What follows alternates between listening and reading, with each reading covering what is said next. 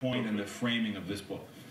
Well, David, what I and my co-author Michael Mandelbaum from Johns Hopkins are basically arguing is we've got good news and bad news. The bad news is this problem didn't start in 2008 with the subprime crisis.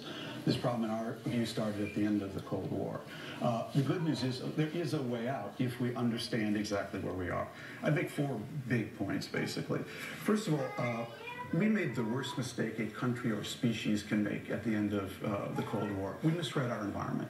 We interpreted the victory in the Cold War, or the end of the Cold War, as a victory, and not understanding it was actually the onset of one of the biggest challenges we've ever faced as a country. We had just unleashed 2 billion people just like us.